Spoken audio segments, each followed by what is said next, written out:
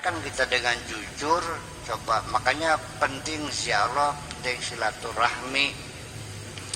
Makanya seperti dalam hal infak, zakat dan sebagainya, saya menganjurkan kalau bagi-bagi zakat tuh jangan dipanggil orangnya datang ke rumah, apalagi pakai ngantri gitu kan gitu.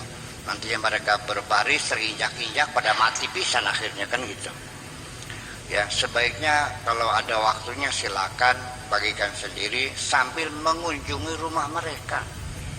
Ya bisa saja kita ngasih zakat 300.000 pada orang, begitu lihat rumahnya anaknya lagi sakit, lantainya masih tanah, barangkali saja terketuk hati kita bisa ngasih nambah dengan sodakohnya, kan begitu persoalan. Kecuali kalau Anda memang sangat sibuk sekali, seorang pengusaha yang nggak punya waktu, boleh silakan menggunakan amil itu. Makanya mungkin lembaga yang digalakan oleh Pak Haji Haji Qasim itu yang saya doakan mudah-mudahan berjalan lancar, dan itu untuk menampung orang-orang yang tidak punya waktu, tidak punya kesempatan untuk mendatangi sendiri rumah orang-orang miskin itu. Nanti dari situ kita bisa bersuara, alhamdulillah rumah saya masih tembok kan gitu, ini rumahnya pagar. Jadi ini hanya satu cara saja, saya bisa membuat kiat-kiat yang banyak. Tapi ini satu contoh saja, silakan nanti dikembangkan oleh kita sendiri, bahwa jangan terlalu meratapi apapun yang telah hilang, karena masih banyak nikmat Allah yang patut kita syukuri. Itu yang penting. Kemudian selanjutnya adalah qadir aswa'al ihtimal.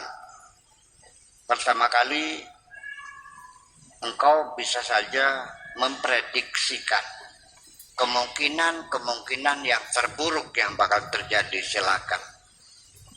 Cuma ta'amal mahu lawaqa, kemudian siap untuk menghadapinya kalau itu memang terjadi. Memprediksi, memperkirakan sesuatu yang terburuk.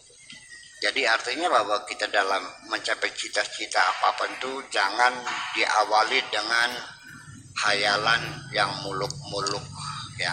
Kita persiapkan kalau yang terjadi itu yang terburuk apa gitu.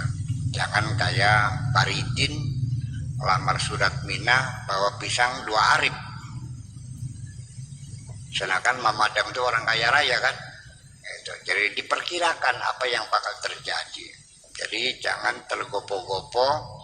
Pertama, dalam mencapai cita-cita kita harus memperkirakan kira-kira berapa persen kemungkinannya akan tercapai ini. Lalu kemudian apa hambatan-hambatan yang akan muncul di perjalanan ketika kita mulai action dari A sampai Z.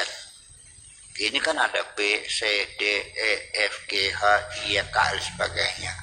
Pada tahapan berikutnya B, apa kesulitan yang boleh terjadi? C, apa yang terjadi? Terus semuanya kita pertimbangkan dan juga kita persiapkan.